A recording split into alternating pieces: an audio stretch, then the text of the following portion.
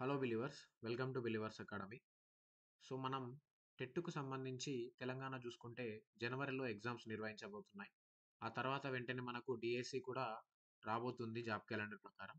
So మనకు ఈ ఎగ్జామ్స్‌కి ప్రిపేర్ అయ్యే వాళ్ళు ఖచ్చితంగా టెక్స్ట్ బుక్స్ అనేవి చదవడం చాలా కీలకం. మీరు ఎటువంటి పబ్లికేషన్‌కి సంబంధించి మెటీరియల్స్ చదువుకున్నా గానీ టెక్స్ట్ బుక్స్ నుంచి చదివితే మాత్రం 100% కాన్ఫిడెన్స్ పొందొచ్చు. ఎక్కువ మార్క్స్ అయితే స్కోర్ చేయొచ్చు. సో మన సోషల్ కంటెంట్‌కి సంబంధించి ఇదివరకు మూడో తరగతికి సంబంధించి ఎటువంటి బిట్స్ ఉన్నాయనేవి టెక్స్ట్ బుక్ ఎక్స్‌ప్లనేషన్ అయితే చేయడం జరిగింది. సో ఈరోజు క్లాస్‌లో 4వ తరగతికి సంబంధించి ఎన్విరాన్మెంటల్ సైన్స్‌లో ఇంపార్టెంట్ టాపిక్స్, ఇంపార్టెంట్ బిట్స్ ఏమున్నాయో ఓన్లీ వాటితో మాత్రమే ఈరోజు టాపిక్ డిస్కషన్ ఉంటది. సో ఖచ్చితంగా టెక్స్ట్ బుక్ ప్రిపేర్ అయ్యేటోళ్ళు ఈ చాప్టర్స్ అన్నీ చూసుకుంటే ఏమేమి ఇంపార్టెంట్ పాయింట్స్ ఉన్నాయో టైం వేస్ట్ కాదు. సో ఈజీగా వాటిని మీరు నోట్ చేసుకోవచ్చు. సో టెక్స్ట్ బుక్ ముందట పెట్టుకోండి. అలాగే ఒక నోట్ పక్కన పెట్టుకొని ఇంపార్టెంట్ పాయింట్స్ అనేవి నోట్ చేసుకోండి. ఫోర్త్ క్లాస్ మొత్తం టెక్స్ట్ బుక్ ఈరోజు మనం డిస్కస్ చేసేద్దాం. సో థర్డ్ క్లాస్‌ది అలాగే ఇంతకుముందు నైన్త్ క్లాస్, 10థ్ క్లాస్ సంబంధించి సోషల్ కూడా మనం టెక్స్ట్ బుక్ ఎక్స్‌ప్లనేషన్ చేశాం. డిస్క్రిప్షన్‌లో లింక్స్ ఉన్నాయి. వాటిని చూసేయండి. ఖచ్చితంగా ఎక్కువ మార్క్స్ అయితే మీరు స్కోర్ చేయొచ్చు. సో ఈరోజు మనం ఫోర్త్ క్లాస్ సంబంధించి చూద్దాం. మనం మన పరిసరాలకు సంబంధించి ఒకసారి మీరు చూసుకుంటే ఇది మనకు 2024, 25కి సంబంధించి అకాడమిక్ సంబంధించి కొత్త బుక్ ఇది. ఇందులో మీరు చూసుకోవచ్చు.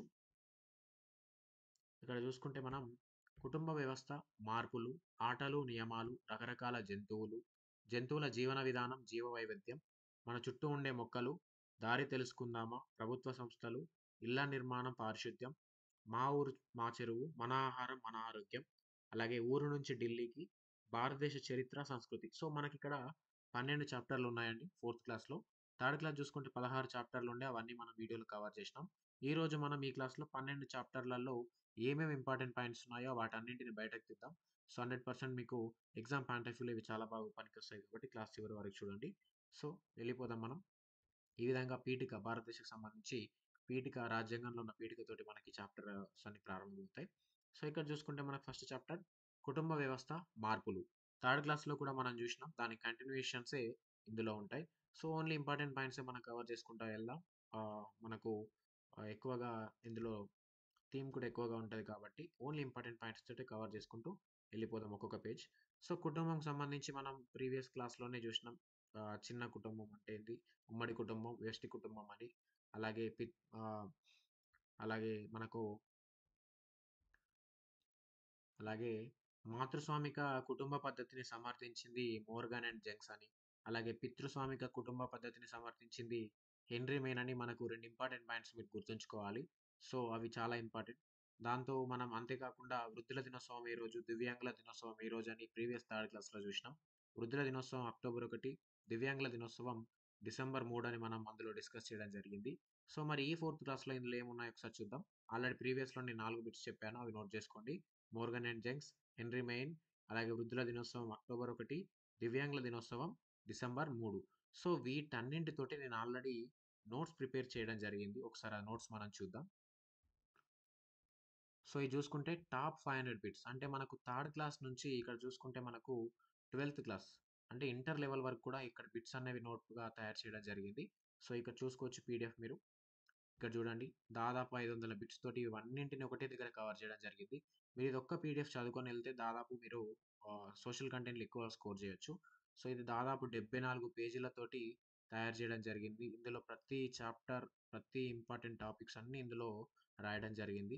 సో, 100% ఈ పీడిఎఫ్ పొంది చదవండి. మనకు దాదాపు ఇంటర్ లెవెల్ వరకి కూడా ఇవి అన్ని నోట్స్ ప్రిపేర్ చేయడం జరిగింది కాబట్టి ఖచ్చితంగా ఉపయోగపడతాయి. సో, వీటిని ఈ పీడిఎఫ్‌ని మీరు పొందాలంటే మీరు ఇప్పుడు చూస్తున్నట్టు మన ఛానెల్‌లో ఇక్కడ మనకు జాయిన్ అనే ఆప్షన్ కనిపిస్తుంది కదా! ఈ జాయిన్ ఆప్షన్ క్లిక్ చేస్తే ఈ విధంగా మీరు మన ఛానల్ మెంబర్ అయితే అవుతారు. క్లిక్ చేసిన తర్వాత ఇక్కడ ఫ్రీ పీడిఎఫ్ నోట్స్ ఉంది కదా! దీన్ని మీరు క్లిక్ చేసిన తర్వాత మీరు ఛానల్ మెంబర్ అయిపోతే ఆ పీడిఎఫ్ అయితే మీకు మెయిల్‌కైతే అందజేయడం అయితే జరుగుతుంది. సో, ఖచ్చితంగా ఈ పీడిఎఫ్‌నైతే పొందండి. 100% దాదాపు 500 బిట్స్ తోటి తయారు చేయడం జరిగింది. చూసుకోండి ఇక్కడ. ప్రతీది కూడా నీట్‌గా కరెక్ట్ సెట్ చేయడం జరిగింది టాపిక్ వైస్‌గా. సో, ఖచ్చితంగా అయితే ఇది పొందండి. సో, మనం టెక్స్ట్ బుక్ ఎక్స్‌ప్లనేషన్‌కైతే వెళ్ళిపోదాం. సో, ఇది చూసినాం మనం ఫస్ట్ చాప్టర్. ఇందులో అయితే ఎక్కువగా ఇంపార్టెంట్ టాపిక్స్ అయితే ఏమి లేవు. సెకండ్ చాప్టర్‌కి వెళ్ళిపోదాం. సెకండ్ చాప్టర్‌లో మన పేరేంది? ఆటలు, నియమాలు. సో, మరి ఆటలంటే మనం గుర్తుంచుకోవాల్సింది ఆహ్, ఎంతమంది ప్లేయర్స్ ఉంటారు ఆటలో? ఖోఖోలో, హాకీలో, కబడ్డీలో ఎంతమంది ప్లేయర్స్ ఉంటారనేది ఒక ఇంపార్టెంట్ చిన్న చిన్న పాయింట్సే గాని గుర్తుంచుకోండి. ఇందులో కబడ్డీ గురించి ఇవ్వడం జరిగింది. కబడ్డీ గేమ్స్ ఏ విధంగా ఆడతారు? కబడ్డీలో మనకు ఏమేమి ఉంటాయి ఇంపార్టెంట్ అని ఇవ్వడం జరిగింది. ఒకసారి చూసుకోండి. ఇది కబడ్డీకి సంబంధించి. సో, నెక్స్ట్ ఆటలు, నియమాలు లాంటికి సంబంధించి ఇక్కడ ఇవ్వడం జరిగింది. యెస్, ఇక్కడ సిగ్నలింగ్ సిస్టమ్ ఒకటి గుర్తుంచుకోవాలి. రెడ్ కలర్ దేనికి, ఆరెంజ్ కలర్ దేనికి, గ్రీన్ కలర్ దేనికి అనేది ఒకసారి ఇది గుర్తుంచుకోండి ఇంపార్టెంట్. మనకు ఆల్రెడీ తెలుసు గానీ ఐడియా ఇంకొకసారి చెక్ చేసుకోండి. యెస్, ఇక్కడ జీబ్రా క్రాసింగ్ గురించి ఇవ్వడం జరిగింది. యెస్, నెక్స్ట్ చూద్దాం ఇంక ఇంపార్టెంట్ టాపిక్స్. నెక్స్ట్ ఇక్కడ మనం చూసుకోవాల్సింది ఒలింపిక్స్‌లో మనకు మెడల్స్ తీసుకొచ్చిన ఆటగాళ్ళు ఎవరు అనేది మనకి ఇక్కడ 4థ్ క్లాసు ఈవీఎస్ టెక్స్ట్ బుక్‌లో పేర్లు ఇవ్వడం జరిగింది. సో, ఇక్కడ మనకు అడిగే క్వెషన్స్ ఏ విధంగా ఉంటాయంటే, పేరిచ్చేసి వాళ్ళు ఏ ఆటకు సంబంధించిన వాళ్ళు అని క్వెషన్ అడగవచ్చు. So, Saina Nehwal badminton, Viswanathan Anand chess, Mithali Raj cricket, Mary Kom వచ్చేసి బాక్సింగ్, కోనేరు హంపి చెస్, కరణం మల్లీశ్వరి మనకు weight lifting, Gagan Narang shooting, Sania Mirza tennis. So, మనకు వీళ్ళు వివిధ గేమ్స్‌లలో మనకు మెడల్స్ తీసుకొచ్చారు. అలాగే రీసెంట్‌గా జావెలిన్ త్రోలో నీరజ్, అలాగే ఇలా చాలామంది ప్లేయర్స్ అయితే ఉన్నారు. సో, మీరిక్కడ సోషల్ కంటెంట్ ఎప్పుడైనా చదువుతున్నప్పుడు దీనికి రిలేటెడ్‌గా జనరల్ నాలెడ్జ్ తెలుసుకోవాలి. సో, మనకు ఆ విధంగా ఎక్కువ క్వెషన్స్ అడిగాడు మన డీఎస్‌లో. సో, దీనికి కంపారేటివ్‌గా ఉన్న జీకే కూడా చదవాలి. సో, ఈజీగా మనకు గుర్తుంటాయి ఇవి అవి. యెస్, ఇది. సో, ఇక్కడ గేమ్స్‌కి సంబంధించి హక్కు అనేది ఇక్కడ ఇవ్వడం జరిగింది. యెస్, ఇక్కడ చూడండి 2011లో క్రికెట్ వరల్డ్ కప్, అలాగే కబడ్డీ జట్టు గోల్డ్ మెడల్ వచ్చిందని. సో, ఇక్కడ మన ప్లేయర్స్ అందరి గురించి ఇక్కడ ఇవ్వడం జరిగింది. చూసుకోండి ఒకసారి. ఆ ప్లేయర్స్ ఎవరెవరు, ఏమేమో గేమ్స్ ఆడతారనేవి గుర్తుంచుకోవాలి. యెస్, నెక్స్ట్ ఎళ్ళిపోదాం. సెకండ్ చాప్టర్ ఇది. థర్డ్ చాప్టర్‌లోకి వెళ్ళిపోదాం. థర్డ్ చాప్టర్ వచ్చేసి రకరకాల జంతువులు. సో, మరి జంతువులకు సంబంధించి ఏమేమి ఉన్నాయో చూద్దాం. ఏ జంతువు చెవులు దేనికున్నాయి? అంటే జంతువుల యొక్క ఆకారం, నిర్మాణాకృతి ఏ విధంగా ఉన్నదనేది మనకు ఈ చాప్టర్‌లో అయితే డిస్కస్ చేయడం జరిగింది. యెస్, చూడొచ్చు ఇక్కడ చాలా చక్కగా కలర్‌ఫుల్ పేజెస్ తోటి టెక్స్ట్ బుక్ అనేది చిత్రాలతోటి ఫుల్‌గా ఫిల్ చేయడం జరిగింది. సో, ఈ టెక్స్ట్ బుక్స్ మనకు చూడంగానే అర్థమైపోతది పిల్లలకు కూడా. యెస్, ఇక్కడ చూడండి. ఆహ్, అంటే ఏ విధంగా పక్షులు తన వినికిడిని కలిగి ఉంటాయి, జంతువులు అనేది ఇక్కడ మనకి ఇవ్వడం జరిగింది. యెస్, ఇక్కడ చూసుకుంటే పాము చర్మం ద్వారానే అలికిడిని, ధ్వనులను గుర్తిస్తుంది. చెవులు చేసే పనిని పాము చర్మం చేస్తుంది. ఒకసారి ఇది గుర్తుంచుకోండి ఇదొకటి. అలాగే ఏ చర్మం దేనిది? సో, ఇది కొంచెం వాళ్ళకి సంబంధించింది. ఆ పాముదైతే ఒకటి గుర్తుంచుకోవాలి. యెస్, ఇక్కడ చూద్దాం ఇంకా కొన్ని టాపిక్స్. చెవులు బయటకు కనిపించేవి, బయటకు కనిపించనివి. సో, ఇది ఎక్కువ కాకపోయినా గానీ థీమ్ లాగా అయితే గుర్తుంచుకోండి ఇంపార్టెంట్ అయితే కాకపోయినా. యెస్, శిశోత్పాదకాలు అంటే ఏమిటి? అండోత్పాదకాలు అంటే ఏమిటి? గుడ్లు పెట్టి పొదిగి పిల్లల్ని పోషించేవి అండోత్పాదకాలు. పిల్లల్ని నేరుగా కనేవి శిశోత్పాదకాలు. సో, ఇదొకటి గుర్తుంచుకోండి పాయింట్. అలాగే జంతువులతోటి ఉపయోగాలు, చిన్న టాపిక్ అది. యెస్, నెక్స్ట్ ఇంకేమున్నాయో చూద్దాం. సో, ఖచ్చితంగా ఇక్కడ నేను చెప్తున్నప్పుడు ఇంపార్టెంట్ పాయింట్స్ ఏమైనా ఉంటే దాని కింద అండర్‌లైన్ చేసుకోండి. ఇవే ఇంపార్టెంట్. మొత్తం టెక్స్ట్ బుక్ చదవడంలో టైం వేస్ట్ అవుతా అనిపిస్తే జస్ట్ ఈ టాపిక్స్ అండర్‌లైన్ చేసుకుంటే చదువుకుంటే సరిపోద్ది. యెస్, మన తెలంగాణ రాష్ట్ర ప్రభుత్వం రాష్ట్ర జంతువుగా దేనిని ప్రకటించిందంటే జింక. సో, నల్లమల్ల అడవుల్లో ఎక్కువగా ఉంటాయని మనకి ఇక్కడ ఇవ్వడం జరిగింది. యెస్, పెద్ద పులైతే మన భారతీయ జాతీయ జంతువు. మన రాష్ట్ర జంతువు జింక. యెస్, అదొకటి గుర్తుంచుకోవాలి. యెస్, ఈ చాప్టర్ అయితే కంప్లీట్ అయింది. నెక్స్ట్ చాప్టర్‌కెళ్దాం. జంతువుల జీవన విధానం, జీవ వైవిధ్యం. ఇదొక టాపిక్. ఫోర్త్ చాప్టర్ ఇది. యెస్, జీవన విధానం ఏ విధంగా ఉంటుంది? జీవ వైవిధ్యం ఏంటి అనేది ఈ టాపిక్‌లో ఉన్న ఇంపార్టెంట్ పాయింట్స్ ఒకసారి మనం చూద్దాం. యెస్, ఇక్కడ చూసుకుంటే ఆహ్, ఇక్కడ చూడండి. యెస్, పక్షుల గురించి, జంతువుల గురించి, వాటి యొక్క సావాసం, అలాగే సమూహాలు ఏ విధంగా ఉంటాయి, వలస ఏ విధంగా వెళ్తాయి, జీవన విధానం ఏ విధంగా ఉంటుంది అనేది మనకు ఇక్కడ టాపిక్ ఇవ్వడం జరిగింది. యెస్, ఇక్కడ మనం చూసుకుంటే డాక్టర్ ఏపీజే అబ్దుల్ కలాం గారి గురించి కూడా ఇందులో ఇవ్వడం జరిగింది. మనకు డాక్టర్ ఏపీజే అబ్దుల్ కలాం గారి గురించి ఫోర్త్ క్లాస్ టెక్స్ట్ బుక్‌లో ఇచ్చాడు అనంటే, మీరిక్కడ ఉన్నది చదవడమే గాకుండా, ఏపీజే అబ్దుల్ కలాం గారి గురించి ఉన్న కొన్ని ఇంపార్టెంట్ జీకే టాపిక్స్ కూడా తెలుసుకోవాలి. యెస్, 'వింగ్స్ ఆఫ్ ఫైర్' రచించాడు. 'రాష్ట్రపతి', 'మిస్సైల్ మ్యాన్'. సో, ఇటువంటి కొన్ని టాపిక్స్ కూడా రిలేటెడ్‌గా తెలుసుకోవాలి. అప్పుడే మనకు ఇది గుర్తుకుంటుంది. అలాగే జీకే కూడా టచ్‌గా మనకు రిలేటివ్‌గా ఉండడం వల్ల ఎక్కువగా గుర్తుంటాయన్నమాట. సో, ఈ విధంగా అయితే ప్రిపరేషన్ ప్లాన్ జేసుకోండి. యెస్, ఇది. నెక్స్ట్ చూసుకుంటే యెస్, ఇక్కడ చూడండి. యెస్, 'సలీం అలీ' ఇది ఒకటి టాపిక్ ఇంపార్టెంట్. సో, మీరు బాక్స్ అనేవి అస్సలు ఇడిసిపెట్టొద్దు. అందులోకెళ్ళి క్వెషన్స్ ఎక్కువగా వస్తున్నాయి ఇక్కడ box items. Yes, 'Salim Ali'. Who is Salim Ali? మన దేశానికి చెందిన ప్రఖ్యాత పక్షి శాస్త్రవేత్త. బర్డ్ మ్యాన్ ఆఫ్ ఇండియా అంటారు సలీం అలీని. ఇంపార్టెంట్ గుర్తుంచుకోండి. అలాగే పాలపిట్ట. పాలపిట్టని ఇంగ్లీష్‌లో ఇండియన్ రోలర్, బ్లూ జే అని పిలవడం జరుగుతుంది. సో, దసరా ఉత్సవాలకు సంబంధించి అలాగే మన రాష్ట్ర పక్షి ఇది. గుర్తుంచుకోండి ఇది కూడా ఇంపార్టెంట్. నోట్ చేసుకోవాలి అది. యెస్. ఇంకా కొన్ని చూద్దాం. యెస్. ఇక్కడ చూసుకుంటే కందిరీగలు అనుకుంటా తేనెటీగల గురించి ఇక్కడ ఇవ్వడం జరిగింది. యెస్. నెక్స్ట్ చూద్దాం. యెస్. చీమలకు సంబంధించి కూడా ఇంపార్టెంట్ ఇవ్వడం జరిగింది. చీమ తనకంటే 50 రెట్లు ఎక్కువ వెయిట్‌ని మోస్తుందన్నట్టు కూడా మనకు తెలుసు. ఇక్కడ చూడొచ్చు మనం ఈ బాక్స్‌లో ఉంది. మీకు తెలుసా? యెస్. 50 రెట్లు. ఈ మీకు తెలుసా అనేది ఇవ్వడానికి టాపిక్ ఏంది అనంటే టెక్స్ట్ బుక్ చదవడమే కాకుండా దానికి రిలేటివ్‌గా ఉన్న టాపిక్స్ కూడా మీరు తెలుసుకోవాలనే ఉద్దేశ్యమే ఇది మీకు తెలుసా అనేది. యెస్. గుర్తుంచుకోండి. నెక్స్ట్ చీమతో పాటు కీటకాలన్నింటికి ఎన్ని కాళ్ళుంటాయంటే 6 కాళ్ళుంటాయి. చీమలకు వాటి తల ముందు భాగంలో 2 ఫీలర్స్ ఉంటాయి. ఏంటినల్ లాంటివి. సో, ఇది గుర్తుంచుకోవాలి. నెక్స్ట్ ఇంకా ఇంపార్టెంట్ ఏమున్నాయో చూద్దాం ఇందులోనే. యెస్. జీవ వైవిధ్యం గురించి ఇక్కడ మనకి ఇవ్వడం చూడండి ఎంత చక్కని చిత్రాలతోటి ఇది మనకు చేయడం జరిగిందో. యెస్. మనకు థర్డ్ క్లాస్ సంబంధించి కూడా ఒకసారి ఆ వీడియో చూసి రండి. కనెక్టివిటీ ఉంటది. యెస్. నెక్స్ట్ చూసుకుంటే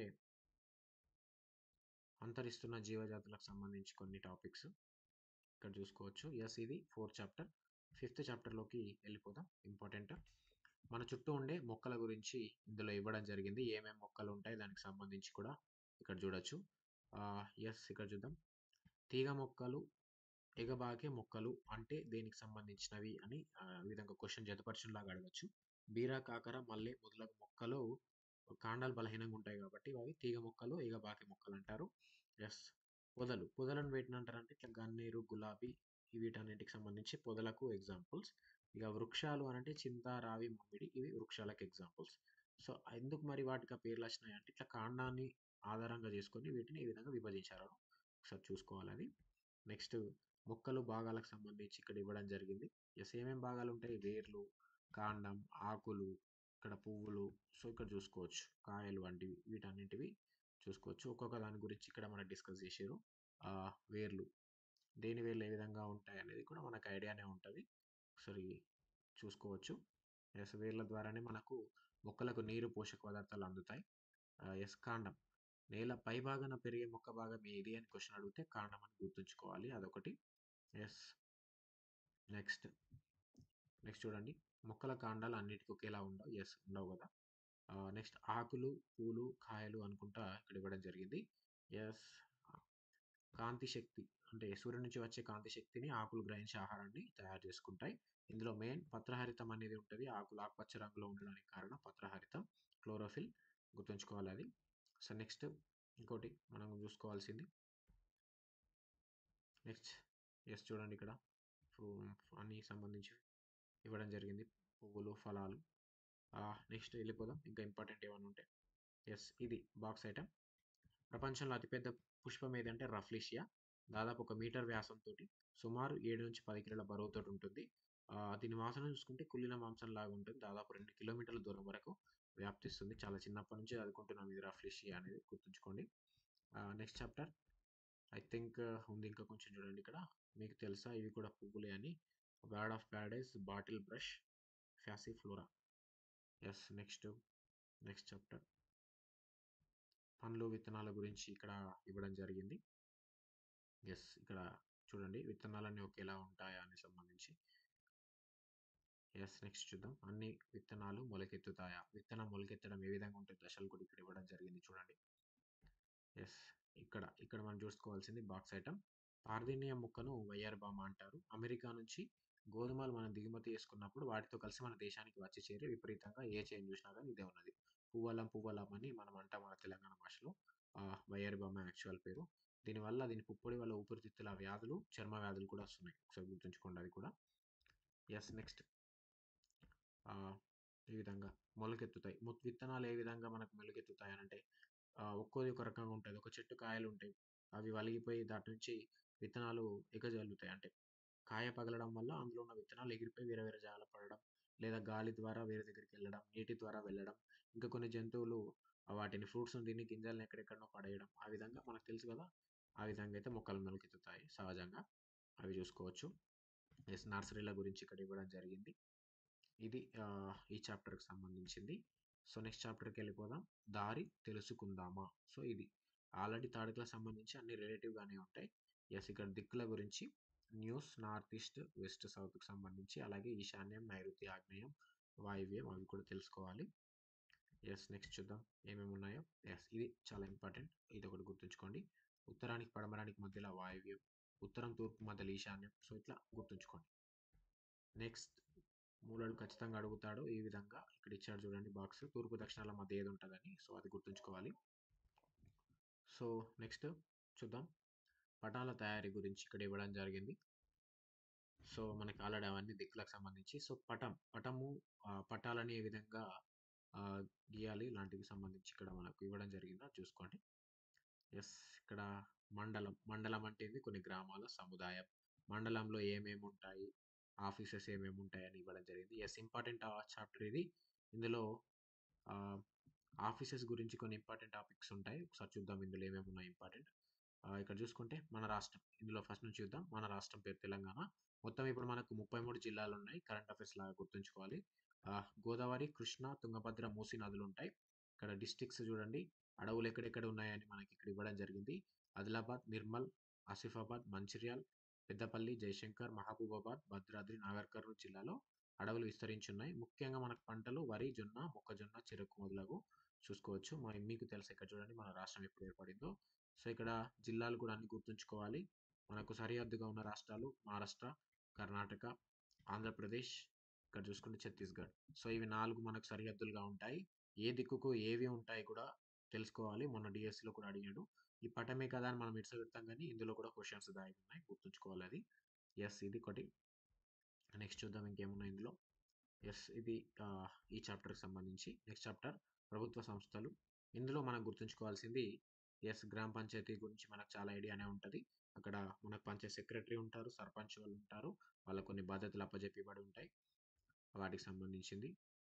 ఇక్కడ మనకి తెలుసుకోవాల్సింది ఇది. ఆధార్ కార్డ్ జారీ చేసే సందర్భంలో ఐరిస్ కెమెరాలో ఫోటో తీస్తారు కదా. So, what is iris camera? Iris భాగాన్ని ఫోటో తీసి చెదిరిపోకుండా పదిలంగా భద్రపరుస్తుంది ఐరిస్ కెమెరా. కంటిలో ఐరిస్ ఉంటుంది కదా దాన్ని. సో, దీన్ని ఐరిస్ కెమెరాని కనుగొన్నది ఎవరు అంటే మెమిజోయ్. ఇదే చాలా ఇంపార్టెంట్. గుర్తుంచుకోండి. ఇది ఒక పాయింట్ కూడా. సో, నెక్స్ట్ ఇది ముఖ్యంగా మీరు తెలుసుకోవాల్సింది. మండల్ పరిషత్ కార్యాలయం, ఎంపీపీ ఆఫీస్, వీళ్ళ యొక్క పనులు ఏమేమి ఉంటాయి? ఇది మీకు గుర్తుంచుకోవాల్సింది మెయిన్‌గా. సో, ప్రాథమిక విద్యను అందించేది ఏది? మనకు ఆఫీస్ అంటే మండల్ పరిషత్, అలాగే ఎంఆర్‌సి, అలాగే ఎంఆర్ఓ ఆఫీస్ ఇట్లా ఆప్షన్స్ ఇవ్వచ్చు. సో, ఇందులో ప్రతి పార్ట్ కూడా దేనికి సంబంధించింది, ఏ కార్యాలయానికి సంబంధించింది మీరు గుర్తుంచుకోవాలి. ఇది అలాగే పోలీస్ స్టేషన్ మనకు ఐడియా ఉంటుంది కానీ తహసీల్దార్ కార్యాలయం, మండల పరిషత్ కార్యాలయం కొంచెం కన్ఫ్యూజ్ అవుతుంది చూసుకోండి. ప్రాథమిక ఆరోగ్య కేంద్రం మనకు ఐడియా ఉంటుంది. మండల వనరుల కేంద్రం అంటే ఇది ఆల్రెడీ మొత్తం ఎడ్యుకేషన్ సంబంధించింది. ఇది కూడా గుర్తుంటుంది. అవి 2 తహసీల్దార్, మండల పరిషత్ 2 గుర్తుంచుకోవాలి. ఇది.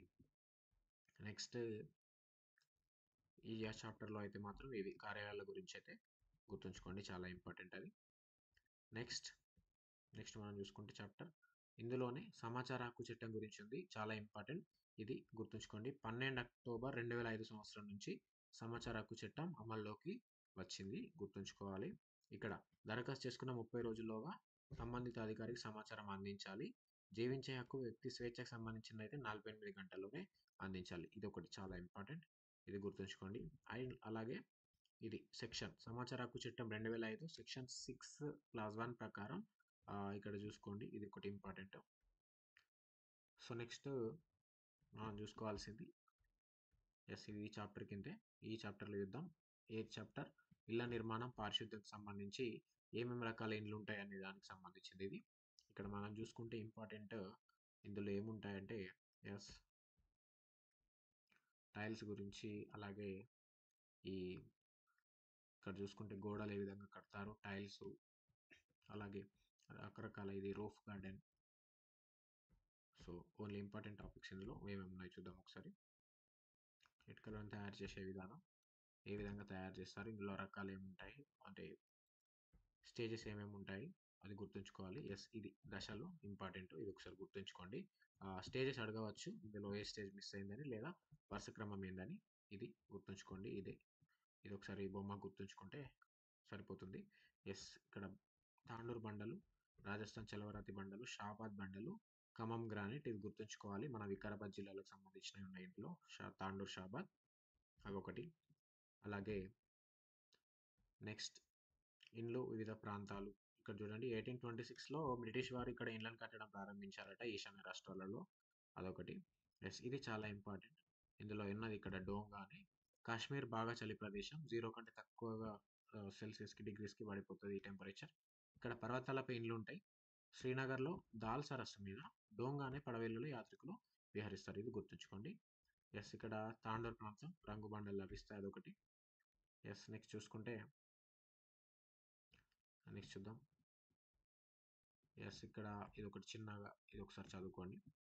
ఆహ్, మధ్యప్రదేశ్‌లోని బేతుల్ జిల్లాలో అనితాబాయి చిచోలి గ్రామం అని. మేబీ అడగకపోవచ్చు గానీ ఇంపార్టెంట్. ఇందులో ఇంపార్టెంట్ ఏందనంటే ఇక్కడ సులభ్ శానిటేషన్ అవార్డు 5,00,000 ఇదొకటి గుర్తుంచుకోండి. అలాగే నిర్మల్ పురస్కార్ దేనికిస్తారనేది అడగొచ్చు. 100% పారిశుద్ధ్యం ఉన్న గ్రామాలకని. సో, ఇదొకటి గుర్తుంచుకోండి. నెక్స్ట్ ఈ దశలు చెత్తనకు సంబంధించి దశలొకటి గుర్తుంచుకోవాలి. సో, ఇది ఈ చాప్టర్. నెక్స్ట్ చాప్టర్‌కెళ్ళిపోతే సో, ఖచ్చితంగా మనం ఒక హాఫ్ అన్ అవర్‌లోనే ఒక క్లాస్ మొత్తం డిస్కస్ చేస్తున్నాం కాబట్టి చాలా చక్కగా రివిజన్ అయిపోతది కాబట్టి కంపల్సరీ నోట్ చేసుకోవాలి ఇది. టైం అనేది ఎక్కువగా మిగులుతదనమాట. ఎక్కువగా ప్రాక్టీస్ చేసుకోవచ్చు. యెస్. ఇక్కడ నెక్స్ట్ చాప్టర్ పేరొచ్చేసి మా ఊరు, మా చెరువుకు సంబంధించి ఇందులో ఏమేమి ఉన్నాయో ఒకసారి చూద్దాం. యెస్. ఇంపార్టెంట్ టాపిక్సే ఒకసారి చూసేద్దాం మనం ఇందులో ఏమున్నాయో. యెస్. ఇక్కడ తూము అంటే ఏంటి? చెరువులకు తూములు ఎందుకుంటాయి? మీరు కూడా ఒకసారి క్వెషన్ ఏసుకోవాలి. యెస్. ఇక్కడ చూసుకుంటే ఇదొకటి. రామప్ప చెరువు. పెద్ద చెరువులు ఏమేమి ఉన్నాయి మన తెలంగాణలో అంటే రామప్ప చెరువు ఎక్కడుంది? జయశంకర్ జిల్లాలో మానవ నిర్మిత చెరువు ఇది. 11వ శతాబ్దంలో కట్టించిండ్రు. 24 చదరపు కిలోమీటర్ల విస్తీర్ణం ఉంటది. దీని పక్కనే రామప్ప దేవాలయం ఉంటది. ఎవరు కట్టించారు మరి రామప్ప దేవాలయంని? కామెంట్ చేయండి. సో, అలాగే ఇంకోటి పానగల్లు చెరువు. నల్గొండ జిల్లాలో ఉంటది ఇది. దీన్ని ఉదయ సముద్రం అని కూడా అంటారు. నల్గొండ జిల్లా కేంద్రం నుంచి 3 కిలోమీటర్ల దూరంలో ఉంటది ఇది. కాకతీయ రాజైన ప్రతాపరుద్రుడు దీన్ని కట్టించాడు. ఇక్కడే ప్రసిద్ధ ఛాయ సోమేశ్వర స్వామి దేవాలయం ఉందన్నమాట. ఇవి 2 చాలా ఇంపార్టెంట్. ఎగ్జామ్‌లో అడగవచ్చు ఇవి. అలాగే మన హుస్సేన్ సాగర్ గురించి ఉంది. 1562లో కట్టించిర్రు కుతుబ్ షాహీ పాలకులు. హుస్సేన్ సాగర్ ఒడ్డునే హైదరాబాద్, సికింద్రాబాద్ నగరాలను కలుపుతూ ఒక కట్ట నిర్మించిర్రు. ఎప్పుడు? 1946లో. అదే ఇప్పుడు మన ట్యాంక్ బండ్. గుర్తుంచుకోండి. సో, 5.7 చదరపు కిలోమీటర్ల విస్తీర్ణం గల చెరువు ఇది. మొత్తం 5.7. సో, స్థపతి గణపతి మనకు దీన్ని గౌతమ బుద్ధుని విగ్రహాన్ని చెక్కాడనమాట. గుర్తుంచుకోవాలి. యెస్. ఇక్కడ 32 అడుగుల లోతుంటది ఈ చెరువు. ఈ నంబర్స్ అనేవి ఇంపార్టెంట్ గుర్తుంచుకోండి. యెస్. ఇంకోటి చెరువు ఉంటది హైదరాబాద్‌లో ఉస్మాన్ సాగర్. మూసీ ఉపనది మీద కట్టిర్రు దీన్ని. గండిపేట చెరువు అని కూడా అంటారు. మంచినీటి సరఫరా దీనితోటే అనమాట సిటీకి. అదొకటి గుర్తుంచుకోండి. యెస్. చెరువుల వల్ల ప్రయోజనాలు, చెరువు కాలుష్యం అయితే ఏ విధంగా ఉంటుంది అనేవి ఇక్కడ మనకు ఇవ్వడం జరిగింది. సో, ఇదొకటి. కరువు అంటే ఏంటి అనేది ఇవ్వడం జరిగింది. చూసుకోండి. ఇక్కడ మిషన్ కాకతీయ ఒకటి ఇచ్చిర్రు. యెస్. ఇదొకటి ఇంపార్టెంట్. మీకు తెలుసా? చాలా ఇంపార్టెంట్. ఈ మీకు తెలుసా ఉన్నదంటే మాత్రం ఖచ్చితంగా తెలుసుకోండి. ఉదయపూర్ సరస్సుల నగరం, సిటీ ఆఫ్ లేక్స్ అంటారు. ఎక్కడ ఉంటది ఇది? రాజస్థాన్‌లో. సో, ఇక్కడ పిచోల సరస్సు చాలా ఇంపార్టెంట్ ఉదయపూర్‌లో. 1362లో బంజారాల ద్వారా నిర్మించబడి తర్వాత కాలంలో మహారాజా ఉదయ్ సింగ్‌తో ఇది డెవలప్ కాబడింది. ఇందులో జగ్నివాస్, సిటీ ప్యాలెస్ ముఖ్యమైనవి అన్నమాట. ఉదయపూర్ నగరంలో రాజభవనాలన్నీ ఈ సరస్సుల ఒడ్డునే నిర్మించారన్నమాట. గుర్తుంచుకోవాలి ఇది. యెస్. ఇది ఈ చాప్టర్. సో, ఇక్కడ ఒకటి ఇచ్చిర్రు లక్నవరం చెరువు వరంగల్ సంబంధించి. సో, ఇక్కడ మన ఆహారం, మన ఆరోగ్యం అనే ఇంకో చాప్టర్ ఉంది. ఆహారంకి సంబంధించి ఫుడ్ గురించి ఇందులో ఇవ్వడం జరిగింది. సో, చూసుకోవచ్చు ఇది. సో, ఇందులో ఎక్కువగా ఇంపార్టెంట్ అయితే లేవు. సో, నెక్స్ట్ చాప్టర్‌లో అయితే చూద్దాం. యెస్. మన ఎగ్జామ్ పర్పస్ కాబట్టి ఇందులో మీరు చూసుకోవాల్సింది జనతా ఫ్రిడ్జ్. ఏ విధంగా తయారు చేస్తారో ఒకసారి చదువుకోండి. ఇది జనతా ఫ్రిడ్జ్. సో, నెక్స్ట్ చూద్దాం. యెస్. వ్యవసాయంలో దశలు ఏమేమి ఉంటాయని అడిగారు. అదొకటి. యెస్. నెక్స్ట్ ఇక్కడ ఊరు నుంచి ఢిల్లీ గాని ఒకటి ప్రయాణానికి సంబంధించిందనమాట. ఒకసారి ఇది గుర్తుంచుకోండి. దీంట్లో ఈ TIMS ticket issuing machine system ఇదొకటి ఇంపార్టెంట్. మీకు తెలుసా ఉంది అని అంటే ఖచ్చితంగా చదివేసుకోండి. అడగవచ్చు. ఇదొకటి చదువుకోండి. బసెస్ గురించి టీజీఆర్టీసీ అలాగే ట్రాఫిక్ సిగ్నల్స్ ఇంతకుముందే చూసినాం. జీబ్రా క్రాసింగ్ అదొకటి. నెక్స్ట్ రైలులో ప్రయాణం అనుకుంటా ఇదొకటి. ప్రయాణం గురించి ఉందన్నమాట ఇందులో ఎక్కువగా. సో, రైలు సిగ్నల్స్ గురించి కూడా ఇక్కడ ఇవ్వడం జరిగింది. యెస్. అలాగే విమాన ప్రయాణం గురించి కూడా ఇవ్వడం జరిగింది. సో, ఇప్పుడు లాస్ట్ చాప్టర్ అండ్ చాలా ఇంపార్టెంట్ చాప్టర్. మెల్లమెల్లగా మన స్టాండర్డ్ పెరిగినట్టు ఫోర్త్ క్లాస్లో స్టాండర్డ్ లాస్ట్ చాప్టర్కి పెంచేసిండు. భారతదేశ చరిత్ర, సంస్కృతి, మెల్లమెల్లగా హిస్టరీకి దగ్గరవుతూ ఉంటాం అన్నమాట ఇక్కడ నుంచి. ఎస్, ఇక్కడ మనం చూసుకోవాల్సింది చాలా ఇంపార్టెంట్ ఉంటాయి ఈ లాస్ట్ చాప్టర్లోనే. ఎస్, ఇక్కడ ఫస్ట్ సర్ జాన్ మార్షల్ 1921-22లో సింధు నది ప్రాంతంలో తవ్వకాలు జరిపారు. ఇదొకటి. దీనివల్లనే హరప్ప నాగరికత బయటపడింది. పట్టణ నాగరికత అన్నమాట. హరప్పాది సింధు నాగరికత అని కూడా అంటారు. సో వీళ్ళ ముఖ్య వృత్తి ఏంది? వ్యవసాయం. గోధుమ, వరి, బార్లీ ప్రధాన ఆహార పంటలు. రాగి, కంచు, సీసం, తగరం లోహాలతో వస్తువులు తయారు చేసేవారు. అలాగే వీళ్ళు పశ్చిమాసియా, ఈజిప్ట్ దేశాలతో వర్తకం చేసేటోళ్ళు. ప్రధాన రేవు పట్టణం ఏంటంటే వీళ్ళది లోతార్. అమ్మ తల్లి పశుపతిని పూజించేవారు. వీరి యొక్క లిపి బొమ్మలతో కూడి ఉన్నది. సో ఈ పారాగ్రాఫ్ మొత్తం కూడా చాలా ఇంపార్టెంట్, ఇది తెలుసుకోండి. ఎస్, అలాగే ఇక్కడ మనకు సాలార్జంగ్ మ్యూజియం గురించి కూడా ఇవ్వడం జరిగింది. అలాగే గిరిజన ప్రదర్శనశాల శ్రీశైలం, ఇది ఒకటి. నెక్స్ట్ ఇవి చాలా ఇంపార్టెంట్. ఈ కట్టడాలన్నీ ఖచ్చితంగా మీరు చదవాల్సిందే. సారనాథ్ స్తూపం ఎవరు? అశోకుడు. ఇటుక లేదా రాయితో నిర్మించిన గుమ్మటం ఆకారంలో ఉంటుంది. సారనాథ్లో ఉంది. అతి ప్రాచీన కట్టడం, యూపీ ఇది. అలాగే సారనాథ్లో అశోకుని స్తంభం, ఇది రాతి స్తంభం. వారణాసి సమీపంలో చునార్ నుంచి తవ్వి తీసిన ఇసుక రాయితో దీన్ని నిర్మించారు. సో ఇదే మన రాజముద్ర. ఇప్పుడు 4 వైపుల సింహాలు ఉంటాయి, చూసుకోండి. ఈ శిలా స్తంభంలో రాజస్థాన్ శిల్పకళ ఉంటుంది అన్నమాట. సో 100% గుర్తుంచుకోండి ఇది. నెక్స్ట్ ఇక్కడ మన తెలంగాణ అమరవీరుల స్తూపం గురించి 1969లో తెలంగాణ ఉద్యమంలో అమరవీరులు అయింది కదా, వాళ్ళ స్ఫూర్తి కోసం కట్టారు. అలాగే కుతుబ్ మినార్ ఢిల్లీలో ఉంది. 72.5 మీటర్లతోటి కుతుబుద్దీన్ ఐబక్ ప్రారంభిస్తే ఇల్టుట్మిష్ పూర్తి చేస్తాడు. అలాగే ఎర్రకోట షాజహాన్ కట్టిస్తాడు, ఢిల్లీలో ఉంది. సో ఇది చూసుకోవచ్చు. ఇది పర్షియన్ భారతీయ నిర్మాణ శైలులు ఉంటాయి ఇందులో, ఇదొకటి. అలాగే చార్మినార్ గురించి, దీని ఎత్తు ఎంత? చార్మినార్ది 58 మీటర్స్. 4 వైపులా 4 స్తంభాలు ఉంటాయి. 1591లో దీన్ని నిర్మించారు. Height important. అలాగే 1000 స్తంభాల గుడి గురించి కూడా ఇక్కడ మనకి ఇవ్వడం జరిగింది. ఎవరు కట్టించారు 1000 స్తంభాల గుడి? వరంగల్లో ఉందని ఇచ్చారు, కామెంట్ చేయండి. అలాగే అశోకుడు గురించి ఇచ్చాడు.